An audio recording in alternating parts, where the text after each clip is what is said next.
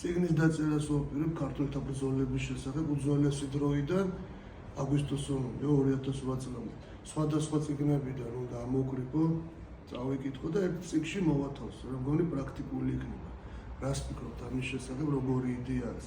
თქვენი ჩართულობა არის საჭირო კომენტარებში დამეწეროთ, რომელი ბრძოლები შევიტანო ამ სახელმძღვანელოში. ასევე ფიქრობ ნაკლებად ცნობილი ისტორიული პირების შესახებ დავწერო და ესეც შევიტანო, რათა ხალხმა გაიცნოს უფრო, რომ დონაციას სურვილთათვის ანგარიშის ნომერი იქნება აღწერაში მითითებული და კომენტარებში, ვისაც სურვილი გაქვთ, შემდეგ წიგნს გამოგიგზავნით საჩუქრად.